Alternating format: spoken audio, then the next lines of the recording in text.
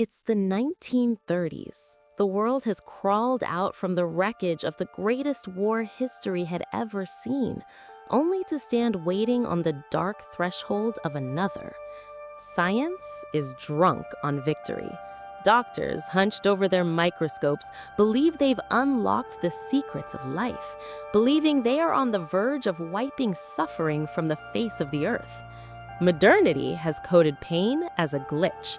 To them, pain is something to be avoided, a meaningless biological error, a level of evil that must be completely deleted. But at the foot of the misty mountains of Poland, in an isolated room of a sanatorium in Prądnik, lies a woman who is silently challenging this arrogance of modern medicine.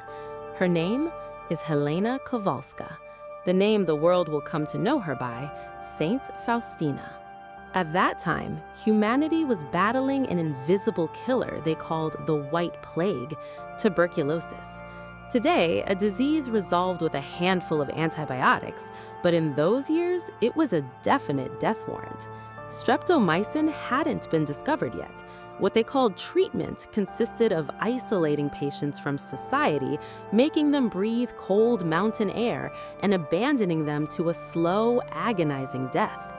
Faustina's body was the fiercest front line of this war. The disease hadn't just gnawed at her lungs, it had spread to her intestines. Medical reports define the condition as intestinal tuberculosis. This didn't just mean the inability to breathe, it meant the complete bankruptcy of the digestive system, a stomach that rejected everything, and constant abdominal pain that stabbed like a knife, doubling a person over. Imagine it. The darkest hour of the night, the hospital corridors are dead silent. Your body is burning with fever. You are drenched in sweat. With every single breath, it feels like shards of glass are circulating in your lungs. Modern man, meaning us, what would we say in such a situation? We scream, "Why me?" We ask, "Why this meaninglessness?" But Faustina, writhing in those sweat-soaked sheets, gave what we call tragedy a completely different name. When she looked at that decaying body the tuberculosis had condemned to bed, she didn't see a patient, she saw a victim. However, this wasn't the passive waiting of a lamb led to the slaughter. When you open and read her diary, those little notebooks, you encounter a bone-chilling detail. Faustina viewed that bacillus consuming her lungs not as an enemy, but almost as a divine construction worker. As the body was demolished, a massive cathedral was rising in her soul. There is a shaking metaphor in Faustina's theology, Jesus' host. That small, white, unleavened bread the priest raises in the air during Catholic Mass, the host. That bread is silent. It is defenseless. It is ready to be broken and eaten. It does not object. Faustina identified her exhausted state in that sanatorium bed with that bread on the altar. "I am willing to be consumed," she said. "Just like that bread, my body must be chewed and swallowed to give life to others." This was the biggest slap in the face to the secular mind of the 20th century. While medical science lamented, "We couldn't stop the pain, we failed," Faustina took that unstoppable pain, transmuted it, and turned it into metaphysical currency. For her, pain ceased to be a symptom and transformed into a sacrament, a holy sign. On the surface, it was destruction, yes, a biological collapse, but at its core, it was part of a massive operation she called reparation of love. According to Faustina, physical illnesses never went to waste. That sanatorium room, viewed from the outside, was a waiting room for death. But in Faustina's eyes, it was the world's busiest, most active trading floor. Not money, but souls were being bought and sold in this room. She describes a seizure she had on New Year's Eve in her diary. The pain in her intestines brings her to the point of exhaustion. She writhes until midnight. For a normal mind, this is pure torture. But in that moment, Faustina changes not the cause of the pain, but its direction. She offers the pain as atonement for the crimes of sinners. And in that moment, in the middle of that physical hell, an inexplicable peace floods her soul. Here lay the secret of being a voluntary victim. This wasn't a masochistic state of mind that took pleasure in pain. Quite the opposite. This was seeing God not as an angry judge, but as a loving Savior in need of help. Faustina believed that Jesus had not finished his work on the cross, that the work was ongoing, and that she was completing that missing piece in her own body. But what pushed a young woman in the prime of her life to such a radical, even frightening sacrifice? Was it just piety? No, it's not that simple. What laid Faustina down on this invisible altar was an experience far more terrifying, far more earth-shattering than tuberculosis. In 1936, she was shown a place so distinct that after seeing it, the tuberculosis germ tearing apart her lungs would seem like a blessing. This is the story of the Great Exchange, which we will tell in the next part.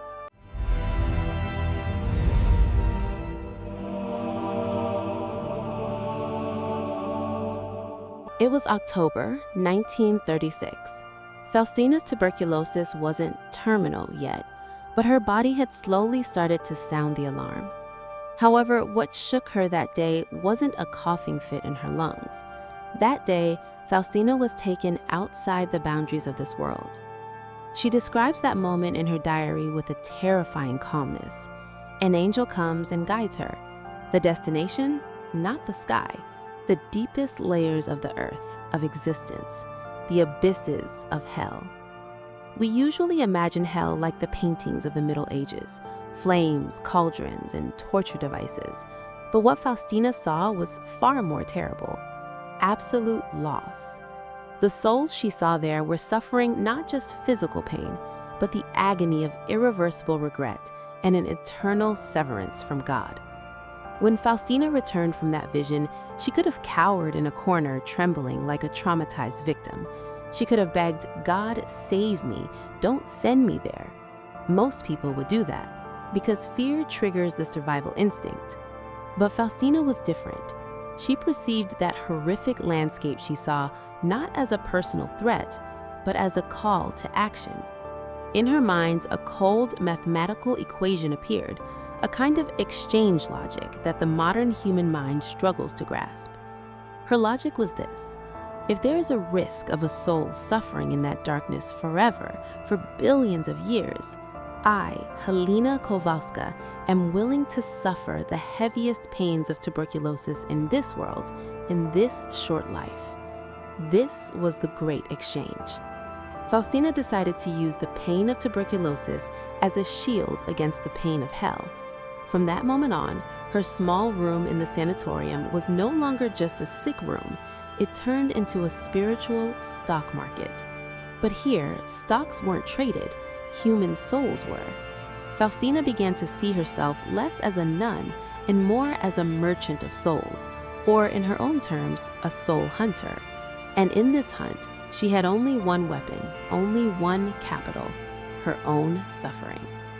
To understand how this system worked, we need to look at a very interesting experience Faustina had, a case study. Sometimes, at a completely unexpected moment, Faustina's body would be shaken by a terrible signal. Suddenly, her fever would spike to 104 degrees, or an unbearable pain would enter her stomach, as if an invisible knife had been thrust into it. If doctors came, they would call this the course of the disease. They would say, the intestinal tuberculosis is flaring up. But Faustina knew this pain wasn't biological. It was a messenger pain. This was the emergency distress signal of a sinner miles away, perhaps in another city, who was on their deathbed, writhing in despair. What did Faustina do in that moment? She didn't ask for painkillers. She collapsed onto her bed and offered up that instantaneous, violent pain. "Jesus," she would say, "take this pain. Give me that soul in exchange." And a short time later, that physical pain would cut out like a knife. Immediately after, a deep knowledge, an internal whisper would come to her soul. That soul is saved. They died in peace. In theology, this is called vicarious suffering, meaning paying someone else's debt from your own wallet, carrying someone else's burden of sin with your own body. While Protestant theology says every tub must stand on its own bottom, only faith saves. Faustina's life took the Catholic principle of the communion of saints to the absolute extreme. To her, we were not islands disconnected from one another. We were connected by invisible veins, and the pain one of us suffered could be transferred to another as grace. Faustina's pain merged with Jesus' infinite mercy and transformed into spiritual energy that would open the heart of that hard-hearted man on his deathbed. The pain wasn't wasted, it turned into a key that changed the eternal destiny of a soul. However, Faustina wasn't satisfied with this. These instant rescues weren't enough for her. She wanted to put this partnership with Jesus, this mission of co-redemption, into an irreversible, formal, and eternal contract. She didn't want to just meet the pain when it came. She wanted to accept pain as a lifestyle, as food. War was at the door. The late 1930s had arrived. While storm clouds gathered in the sky, Faustina, in her own little world, was preparing to sign that great signature that would affect all of humanity. In the next part, we will witness the most radical agreement of surrender history has ever seen, the Act of Oblation.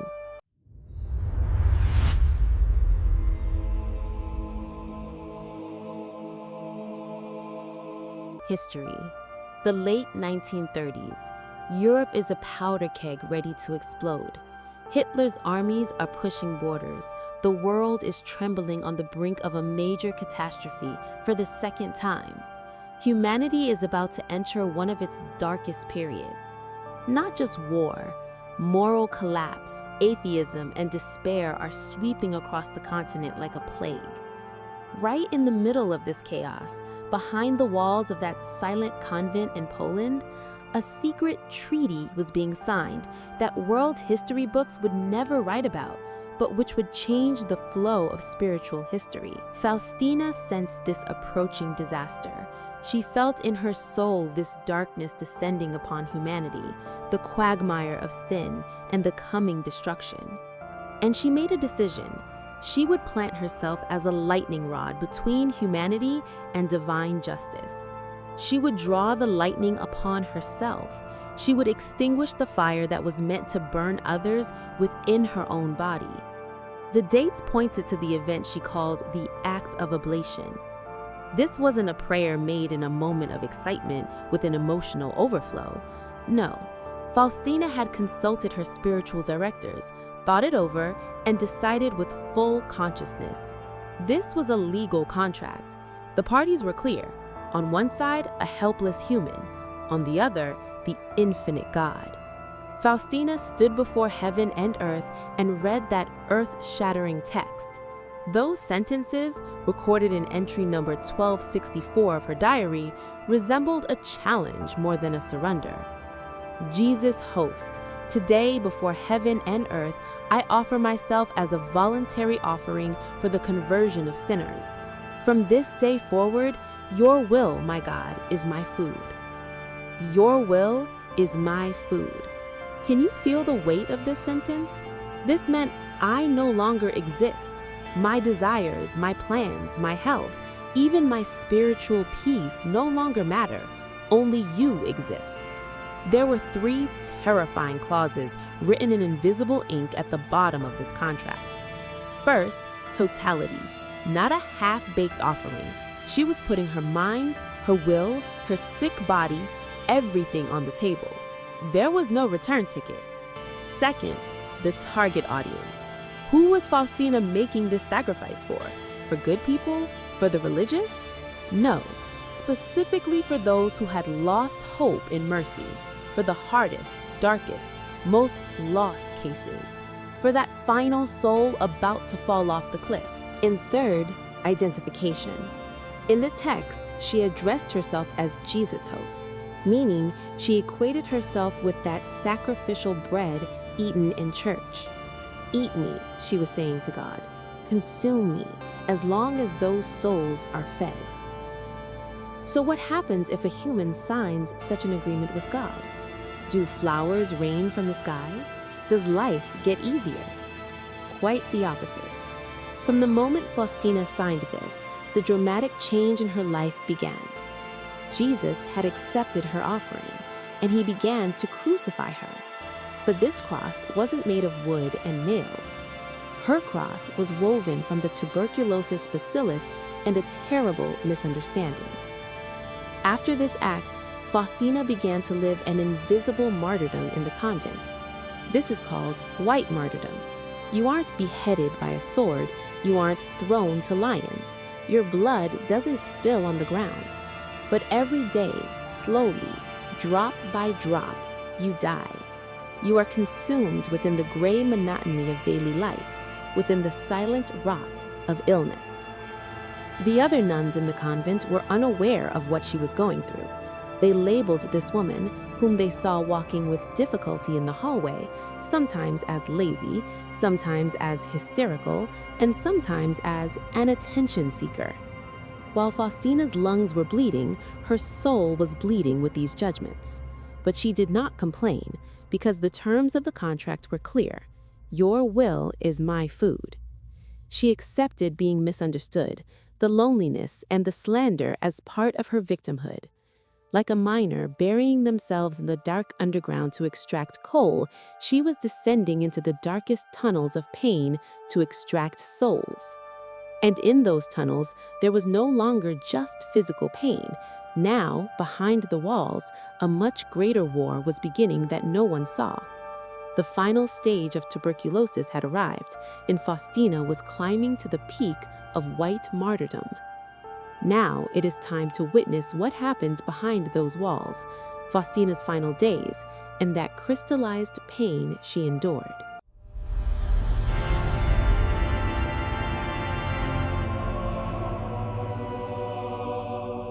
What do you think happened after Faustina signed that signature, after she sealed the voluntary victim contract?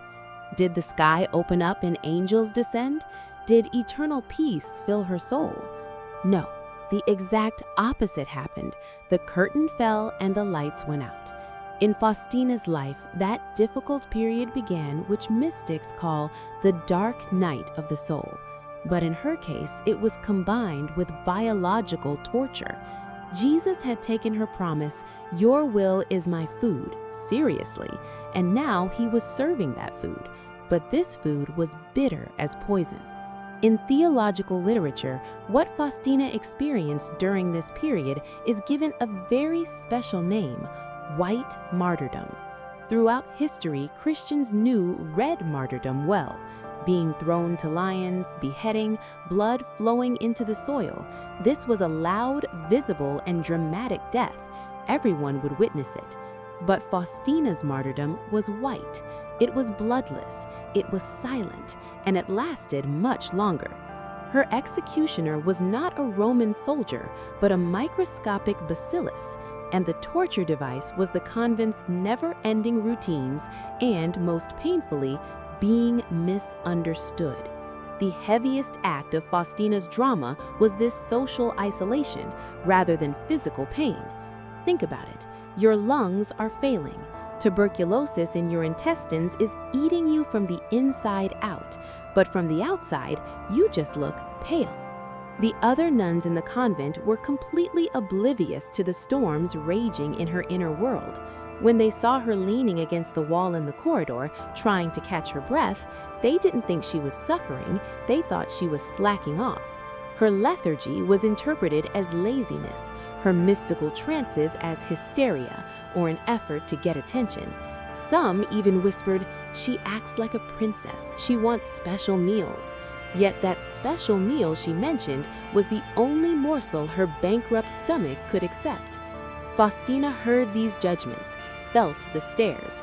And here was the hardest part of being a victim, not defending oneself. She could have screamed, "I am not lazy, I am dying." But she didn't. She took the pain of this misunderstanding and placed it on that invisible altar too, because she knew that the souls she was trying to save were also suffering the pain of being misunderstood by God. The nights. Oh, those nights. For Faustina, nights weren't for sleeping, they were for fighting. In her diaries, specifically in entries 1451 through 1453, she describes the horror she experienced on New Year's Eve. The pain in her intestines becomes so violent that she is nauseous, her body spasms, she writhes double over in bed. No doctor, no medicine, just her and the darkness. Right at that point of exhaustion, just when she is about to say, "I can't take it anymore," Faustina speaks her alchemy again. She takes that tearing pain and offers it as atonement for the crimes of sinners. And a miraculous thing happens. Even though the physical pain doesn't decrease, a deep, ocean-like peace fills her soul. Pain ceases to be meaningless torture and transforms into a sacrament, a holy ritual. These seizures she experienced weren't simple symptoms of an illness. Faustina was living Jesus' bloody sweat in the Garden of Gethsemane in her own body. The sweat she poured while burning with fever was not to her a biological reaction, but spiritual sweat shed for sinners. When she suffered shortness of breath, she was actually feeling the suffocating weight of sin. So why does God do this to a servant he loves? Why throw her into this fire when he could wrap her in cotton wool? Faustina's diary gives an answer to this question that is beautiful enough to freeze one's blood. Crystallization. In Diary 57, she says, "Suffering is a great grace. In suffering, love becomes crystallized. The greater the suffering, the purer the love." Think about this metaphor, crystallization.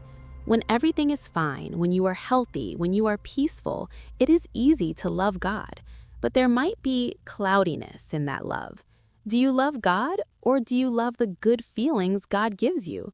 But to be able to say, "I love you," while writhing in pain, receiving no reward, finding no consolation, feeling abandoned, that is pure. That is like crystal. It holds no sediment, no selfishness. Faustina's love had melted in the fire of tuberculosis and turned into a diamond. Now the end is approaching. The White Martyrdom is about to be completed. Her body is completely exhausted. She is skin and bones. But her soul is preparing to pass under a massive triumphal arch. The world will think she has died, whereas she, in fact, will just now begin to live. In the next and final part, we will look at Faustina's dance with death and the earth-shattering legacy she left behind, the economy of mercy.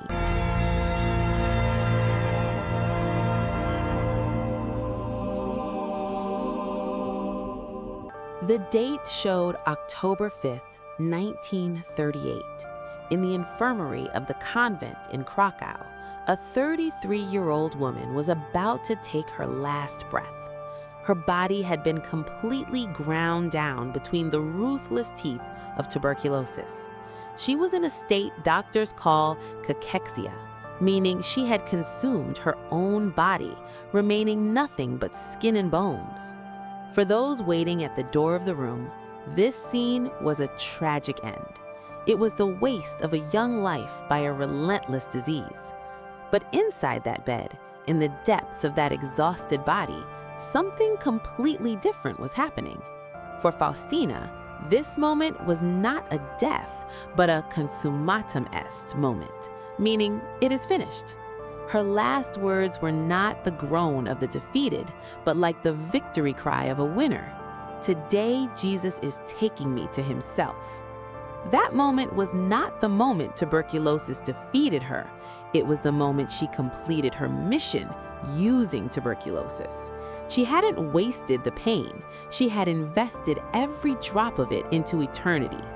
Today, millions of people around the world look at that famous painting, the red and white rays coming from Jesus' heart. People look at that picture and say, "Jesus, I trust in you," and they find peace. But very few know the price of that peace. Faustina's legacy screams a shaking truth at us. There is no cheap grace. Mercy is free, yes, but it is not cheap. Those peaceful lights in that painting were purchased with the blood vessels bursting in Faustina's lungs, with her sleepless nights, and with her white martyrdom.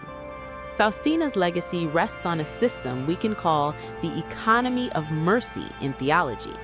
The modern mind, meaning us, always asks this: why would God need pain? Isn't he all-powerful? Faustina's answer is simple but earth-shattering: the balance of justice and mercy. According to her, the terrible crimes, atrocities, and sins committed by humanity are so great that they break the scales of divine justice. This justice actually requires the world to be destroyed. But God does not want to destroy the world. He wants to save the human. Here is where mercy steps in. But for mercy to flow into the world, a counterweight is needed to balance that heavy scale of justice. Those pains Faustina suffered are the counterweights on that scale. Her victimhood is a key that soothes God's wrath and opens the floodgates of heaven, allowing mercy to pour down onto the earth. This doesn't mean God is a sadist. On the contrary, it shows that God takes the human so seriously that he makes them a partner in his own plan of salvation. God wants to see us not just as poor objects to be saved, but as active subjects contributing to salvation. Pain is the capital we put into this partnership. Saint Faustina Kowalska is the greatest challenge to the modern world, to this age where comfort and pleasure are deified. While we stop our lives at the slightest headache, she embraced a deadly disease as a great grace. While we see pain as a meaningless error and run from it, she transforms pain into crystallized love. Her life is theological proof of the butterfly effect. It shows how the secret pains suffered by a single individual in an isolated room in Poland can affect the destiny of all humanity through invisible bonds. Perhaps right now you are in pain too, maybe physical, maybe spiritual. Maybe you are asking, why me? Faustina whispers to you, look closely at what is in your hand. That is not just pain, that is a power. That is capital. Do not waste it. Transform it. Her final words are a manifesto of hope for all of us. All my sins and imperfections will be consumed like straw in the fire of divine mercy. Yes, like straw. No matter how big, your mistakes, your regrets will not reign longer than a piece of straw in that infinite ocean of mercy. Just trust in that ocean. Saint Faustina consumed herself on that invisible altar, but in return, she left the world an inexhaustible hope. Her path was not where pain ended, but where love began.